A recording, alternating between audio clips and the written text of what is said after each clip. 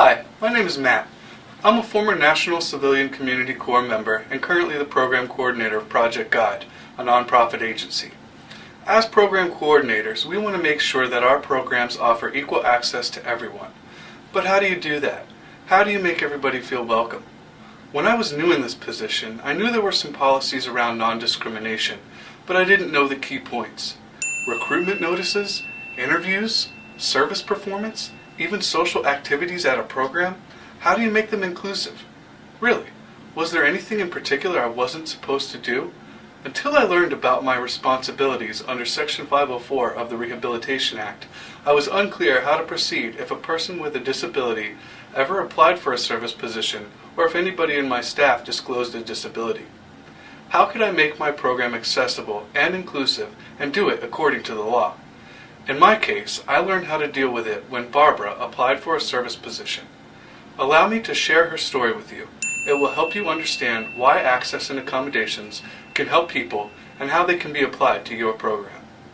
I will show you how to apply key responsibilities under Section 504 of the Rehabilitation Act. You will understand that policies on access and accommodations help to equal the playing field for everyone. It does not mean lowering standards or making special exceptions. After viewing this tutorial, you will understand the concept of inclusion and access according to Section 504, become familiar with definitions of key terms and resources for more in-depth legislation information, and recognize ways to apply Section 504 in 4 program areas: recruitment, interview, supervision and management, and social. This information will enable your program to offer accessible accommodations for service sites, practices and procedures, and avoid discriminating against anyone. You have probably heard of national service legislation, the Domestic Volunteer Service Act and the National and Community Service Act. Both of these acts demonstrate how the corporation is committed to including people with disabilities and to engage them as service members. In my case, I had heard about it too, but did not know how to put it into action. When I was a new program coordinator, I had to fill a position for a youth leadership mentor. I took a lot of care to write a service position description detailing the essential functions, or what are called main tasks. I wanted a dynamic person for this service position. As you know, it's important to find dedicated people to make a difference to the community and move your program forward.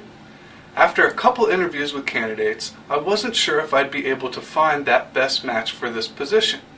Then I saw a resume that caught my attention and immediately called Barbara to come in for an interview. She had experience that matched what I was looking for in the position, and her resume was the most complete that I had seen so far. After a short chat over the phone, I felt even more confident about her application. When she came to interview, I was surprised to see that she used a wheelchair. I had not expected that. I hope she didn't notice my reaction. Luckily, our building has an elevator, but what if it hadn't? When I posted this position, I never thought to ask if anyone needed an accommodation to take part in the interview. I made a note to myself about that point. Applicants, accessible place for interviews, accommodations provided, etc. Okay, now the interview. Although I had prepared typical interview questions, I wasn't sure what questions were appropriate to ask. Should I be asking her how she would get around to various locations? Can she drive? Is that too personal? But isn't it job related? The position description clearly stated that she would need to meet regularly with our youth in our after-school program. Usually that would mean meeting in the gymnasium, a place only accessible by stairs. During the interview, I was thinking, how is she going to perform in this position if she cannot be where the youth group meets? I thought, I can't hire her. Then I remembered the national service legislation. I realized that not only had I been unprepared setting up the interview by not considering any accessibility issues or allowing for any accommodations, but I also didn't have a clue about what was appropriate for me to ask. I told Barbara to take a few minutes to read over some program material, and I left to find my supervisor, Jackie. I'm lost, I told her. I have a great person that could serve in this position, but she uses a wheelchair and she can't get to the meeting for the youth leaders. Do I have to tell her she's not a match for this position? My supervisor, Jackie, understood that I didn't know how to be accommodating in this situation, and she was not going to let me off the hook so easily. She wanted me to learn something that day. She read me the overview of Section 504. Shall not be subjected to discrimination under any program or activity receiving federal financial assistance. So the first key point to note here is a program receiving federal funding must prevent discrimination towards individuals with disabilities. She then followed up by reading the second key point. Programs receiving federal financial assistance are obligated to comply with Section 504. I started to understand that because our program receives any federal funding, we must comply with Section 504. I took out my notebook and jotted that down. My list read, if a program receives or benefits from any federal funding, it must comply with Section 504, and in recruitment ads, say interviews for service positions are to be held in accessible locations and reasonable accommodations to be provided. Wow, I thought, I am learning about creating an inclusive program. Now I understood that not hiring her because she had a disability was discriminatory and against the law. So my supervisor asked, "What do you think you should do?" After thinking about it, I realized she seemed qualified for the position, I liked her references, and her disability would not prevent her from performing the main tasks of the position, such as writing leadership curriculum, networking with community leaders and after-school providers, and mentoring youth in community projects. Focus on the essential functions of the position, my supervisor told me. I read over the service position description. No doubt about it, she was qualified. My supervisor told me, ask her the same questions you would ask any other applicant about the main tasks. How will Barbara travel? How will Barbara create leadership lessons? And so forth. She said, ask everyone, can you do the main task with or without a reasonable accommodation? Good point again. I took out my notebook and added, have a policy to ask all applicants the same interview questions about main tasks. So back in the interview, I asked Barbara questions that related to the main tasks of the position. Can you perform the main task with or without a reasonable accommodation? She said that she could. I could ask everyone that same question. I asked Barbara other questions that I would ask everyone, such as, do you have transportation to get to the different sites? How will you partner with other organizations to plan activities? Barbara had great answers for all my questions, so I offered her the position. But inside, I was still worried about how she would get places. She asked to see the physical layout of the area, such as her office space and the meeting areas. We started to take a tour of the area. When we got to a hallway to what might be her office, I had to move a plant out of the way because it took up a lot of space by a doorway. In the office space, she noticed that the desk was set too low for her to use because of her wheelchair height. She asked if the desk could be raised up and told me that she had used bricks placed under the desk legs to raise them. She also said she had used a desk with adjustable height levels. I told her those were great examples and we could make the desk the proper height for her. As we looked at the copy room, she noticed that the printer was too high for her to reach easily. We could set the printer on a lower table, I told her. As we toured the gymnasium, we could both tell that it wasn't accessible. It had stairs, no elevator. She asked if there was another location in which to meet. I took her to a street-level cafeteria room that could be accessed by everyone. She agreed that it was a good space, that the cafeteria would work for her and anyone else who may not be able to use stairs, too. Making the meeting space accessible to her would make it accessible to other group members and volunteers, like older adults, anyone on crutches, or anyone who couldn't use stairs. I took out my notebook again and added this point. Ask applicant ideas. Accommodation, accessible for one, accessible for all.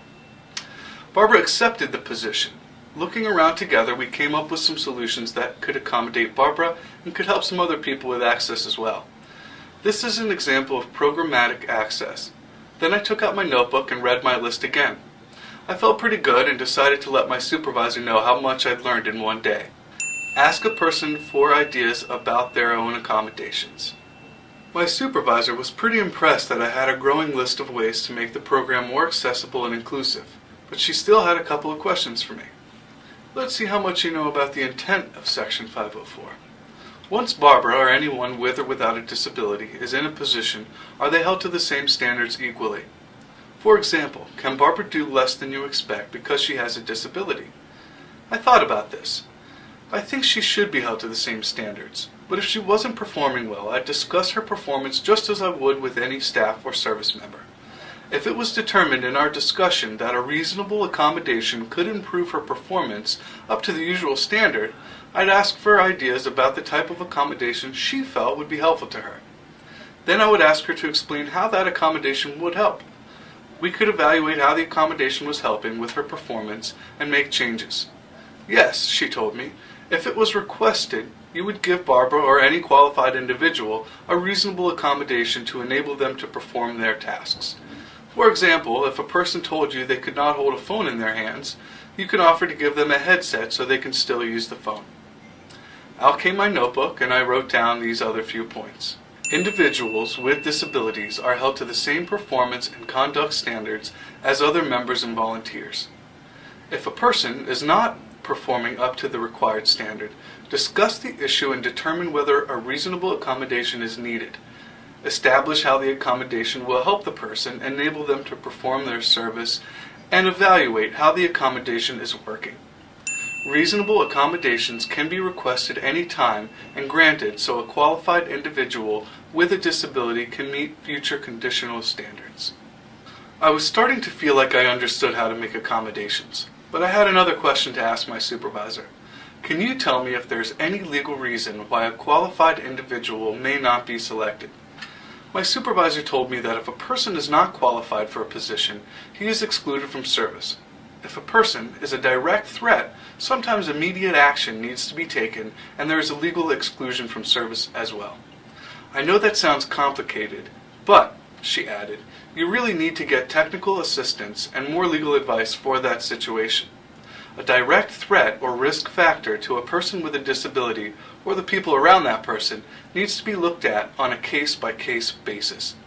She advised me to call for technical assistance to the National Service Inclusion Project toll-free number at 1-888-491-0326 or email them at ncip@umb.edu. My notebook was out. I jotted down that point. There are situations where you will need to look into things more carefully, but there are resources to help you do that. A person who is not qualified for a position or poses a direct threat is legally excluded from service. Get technical assistance on a case-by-case basis. Okay, I know how to make my program accessible and inclusive now. My supervisor couldn't resist one last question. Matt, when you plan your next retreat, what are some things you should keep in mind? I said I'm going to make sure that all of our activities in and out of the office are accessible and inclusive for all our service members and program participants. She smiled and said, "Great. By the way, please type up and print out your list for our new Accessibility and Inclusion Handbook." Because I've learned how to apply Section 504 to my program, it has become more accessible and welcoming. But this is not over. I am sensitive to people with various abilities and look forward to managing an inclusive service environment. I now have a larger pool of talented applicants to draw from for my recruitment needs, and Barbara, she was great. She increased the number of youth who had leadership skills, and they in turn created lasting volunteer positions throughout our entire community. By educating myself and overcoming my qualms about understanding Section 504 requirements and national service legislation, we all benefited. This story is just one example of making reasonable accommodations for a service member. In this case, at the time of an interview. Accommodations may be made at other times, after a service member is in the position, or more than once, maybe multiple times for a service member. There are different disabilities that service members may have, not only apparent disabilities, such as the example of Barbara who uses a wheelchair, but non-apparent disabilities, such as psychiatric issues, medical conditions, and learning disabilities, just to name a few. Accommodations will vary. Sometimes you'll use assistive technology. Sometimes you'll have to make changes to the environment. There may be accommodations to make after a person is in a position that never came up as the interview. Some are easy, some require more resources. There are always challenges when adding features to make programs more accessible and inclusive, but those challenges can often create opportunities for your program. If you're unsure where to start or how to proceed, call up your state's disability coordinator for ideas. If you would like more information, feel free to contact the Corporation for National Community Service Disability Inclusion Provider, the National Service Inclusion Project, at 1-888-491-0326. Remember, including a qualified individual with a disability in your program is not only about following Section 504 and preventing discrimination, it's the right thing to do. An inclusive program can successfully attract greater numbers of talented, qualified individuals with all types of abilities to serve and make communities stronger. This example is just one case, and the solutions were fairly easy to develop.